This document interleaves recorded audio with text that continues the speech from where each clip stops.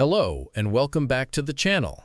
Today, let's ponder a slightly absurd question.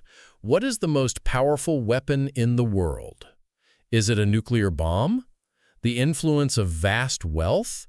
Or is it, perhaps, a block of wood carved into a vague pistol shape and slattered with a bit of black shoe polish? It sounds like a joke, doesn't it? But that joke was the master key that unlocked the most escape-proof jail in America. And it was wielded by a man who was, at that moment, the most wanted criminal in the country. This is not a work of fiction.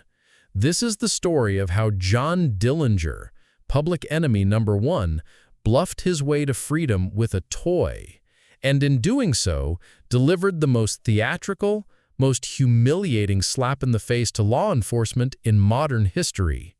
So pour yourself a drink, get comfortable, because class is in session on the art of the con. Part 1.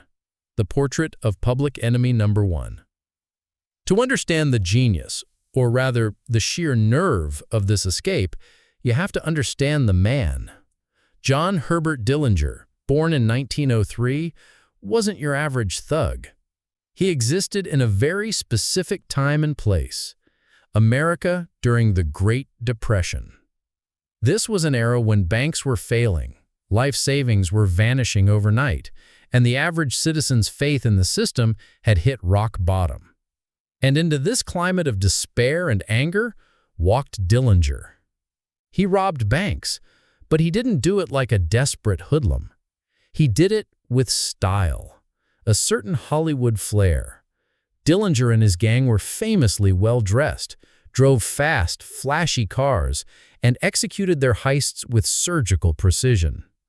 The newspapers, desperate for a narrative more exciting than breadlines and dust bowls, practically gift-wrapped him a persona.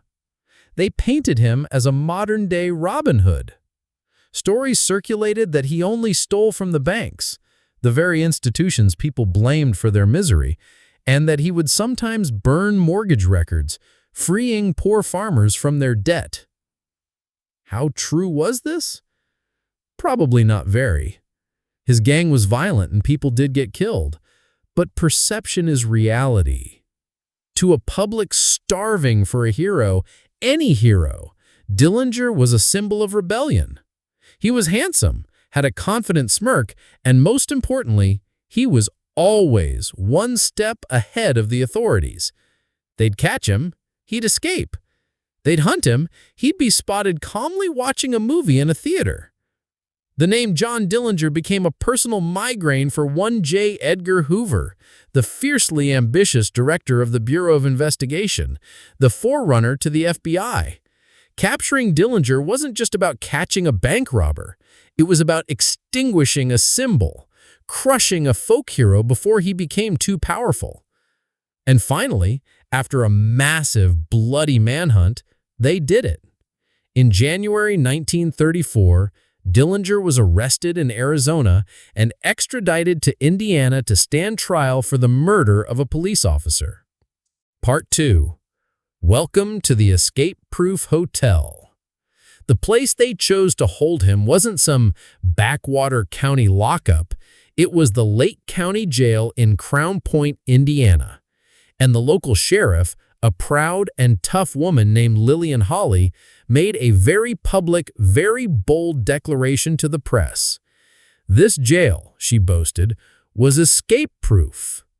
She famously said, "If John Dillinger ever gets out of my jail, I'll eat my hat."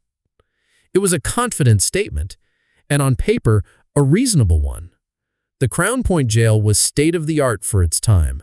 Thick steel doors, modern locks, and most importantly, it was guarded by a massive contingent of local police and even the National Guard. They weren't just guarding a dangerous criminal, they were guarding a celebrity.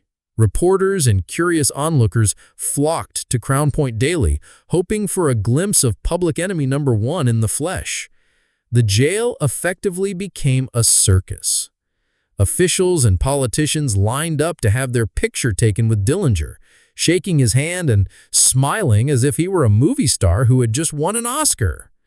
They grinned, slinging their arms around the nation's most notorious outlaw, who played his part beautifully, offering a charming smile for the cameras. He looked less like a man facing a potential death sentence and more like a VIP enjoying an all-inclusive stay at a resort with iron bars. An intoxicating air of complacency settled over the whole affair.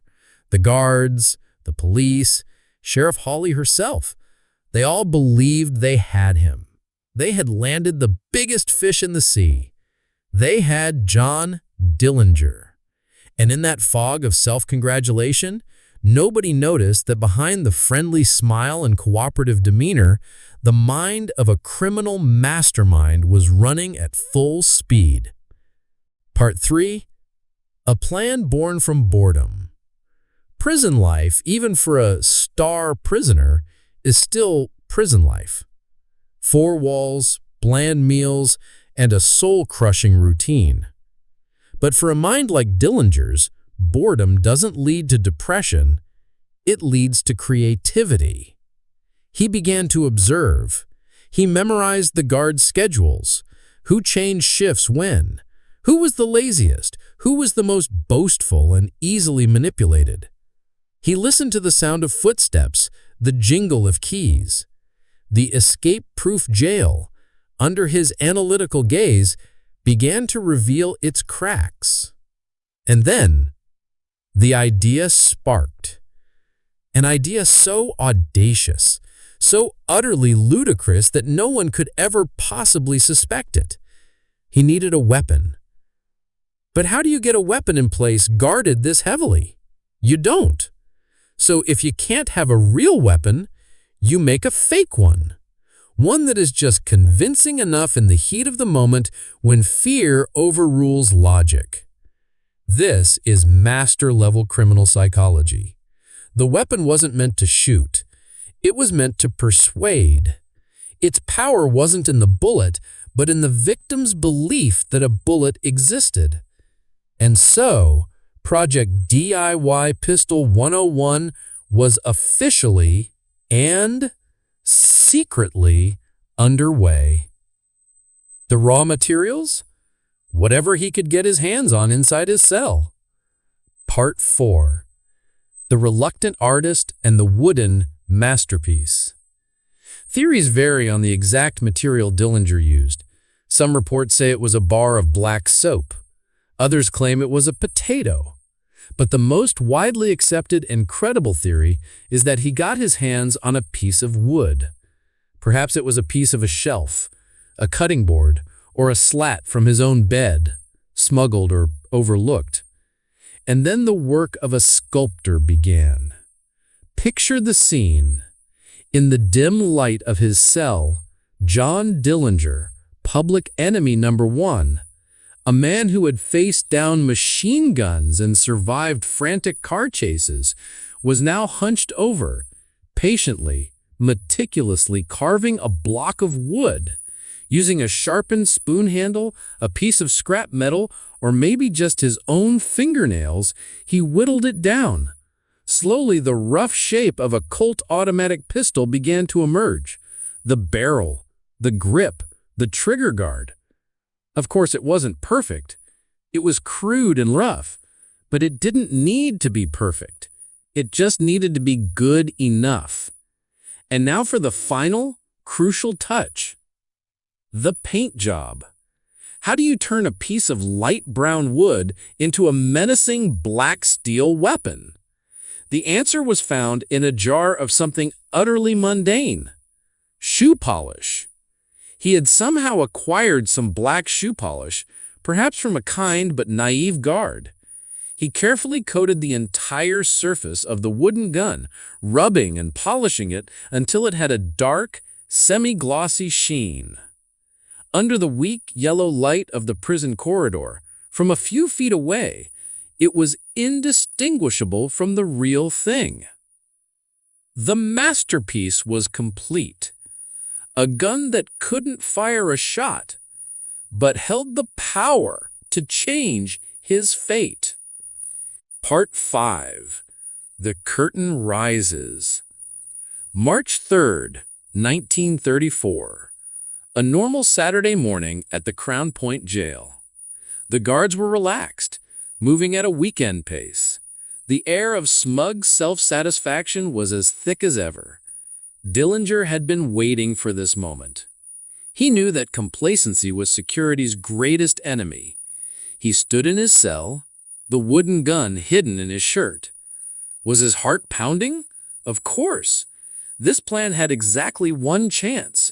If it failed, he'd be in shackles, thrown into solitary confinement, and the door to freedom would be sealed forever.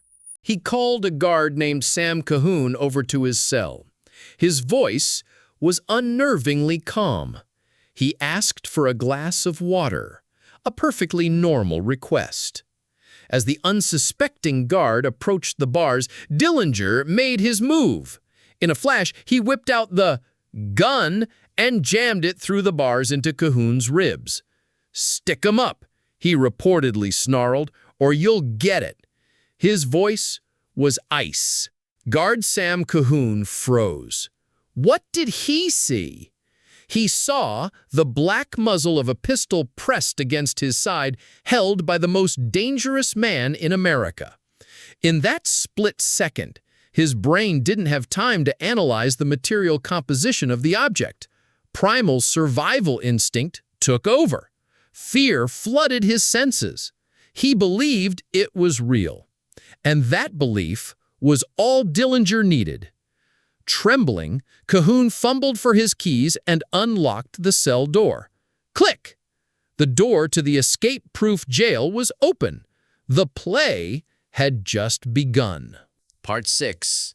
The Domino Effect and the Parade of Hostages. Once the cell door swung open, Dillinger stepped out not as a prisoner, but as the man in charge. He immediately relieved Cahoon of his actual, fully loaded service revolver. Now he had a real gun to back up his fake one.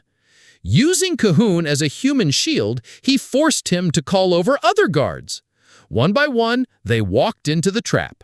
As each new guard appeared, Dillinger repeated the tactic: show the gun, issue a threat, and order them into the now empty cell. The scene must have been darkly comedic. John Dillinger, aided by another inmate named Herbert Youngblood, proceeded to herd more than a dozen guards and prison trustees into 2 cells. These were big, armed men whose entire job was to keep him locked up. Now they were the ones crowded behind bars, staring out with a mixture of terror and disbelief. At one point, Dillinger was in such high spirits, he allegedly told them to sing a song to keep their spirits up. He was strolling down the corridor, fake gun in hand, orchestrating the entire takeover.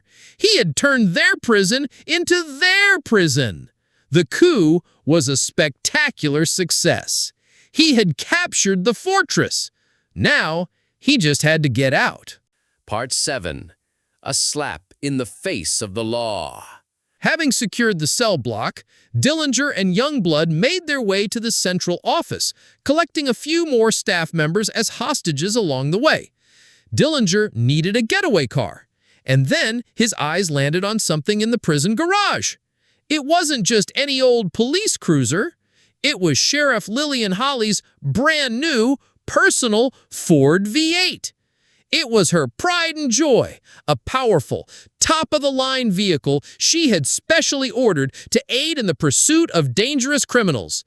You simply cannot write a more perfect heavenly slice of irony. Dillinger, with the air of a valet, proceeded to borrow the sheriff's car. He loaded his hostages inside to act as a shield. And then the gleaming new Ford V8, the very symbol of law and order in Crown Point, slowly rolled out of the jailhouse gates. Inside was the most wanted man in America, surrounded by his terrified captors. Not a single shot was fired. There was no resistance. John Dillinger had just casually driven out of the escape-proof jail in the sheriff's own car. This wasn't an escape anymore. It was a humiliation. It was a direct, personal insult to J. Edgar Hoover, the FBI, and the entire American justice system. Part 8. The Fatal Twist and the Invisible Death Warrant. Dillinger was free. He was on the open road, the wind of freedom in his hair. He had pulled off the impossible. The story of the wooden gun and the sheriff's car spread like wildfire, elevating him from a legend to a god in the eyes of the anti-establishment. But in this moment of his greatest triumph, Dillinger made a fatal mistake, a twist that he himself couldn't have predicted. The Ford V8 he had stolen was driven across the state line, from Indiana into Illinois.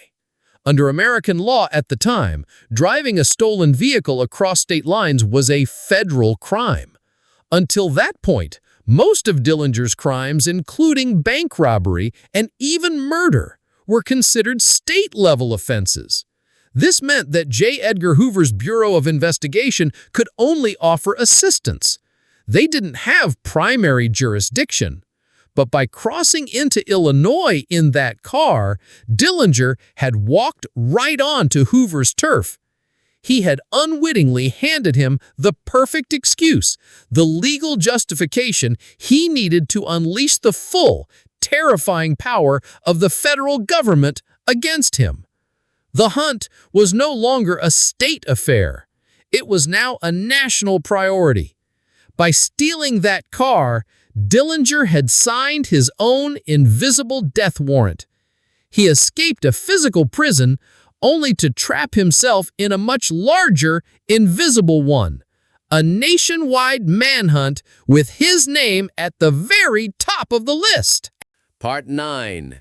The Final Hunt and the Truth of the Gun.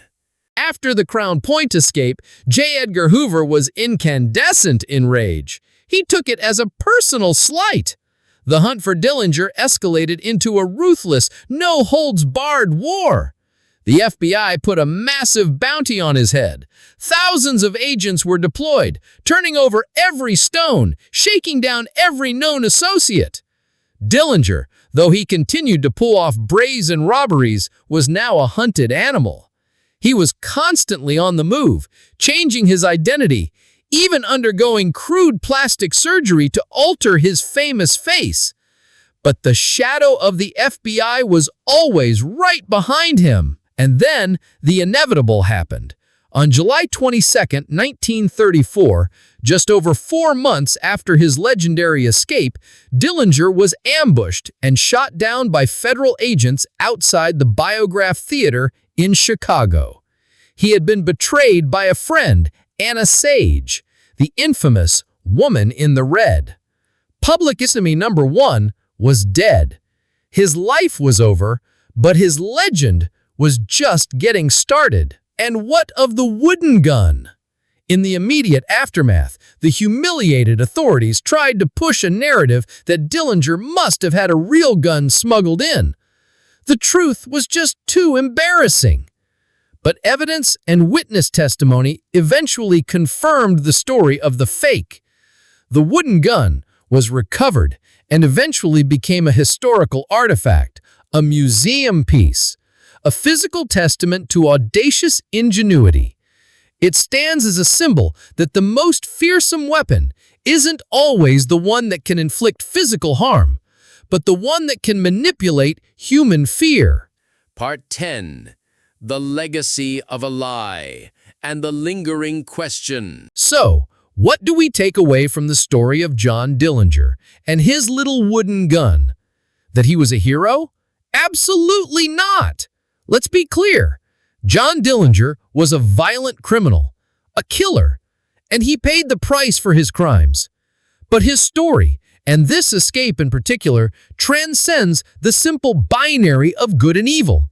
It becomes a timeless lesson in psychology, in hubris, and in the power of a well-told lie.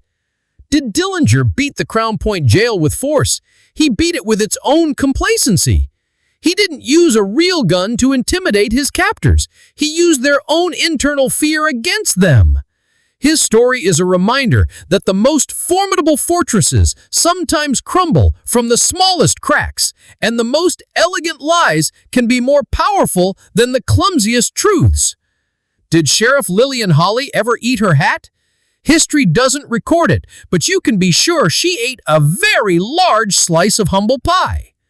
The legend of John Dillinger endures, not because of the banks he robbed or the men he killed.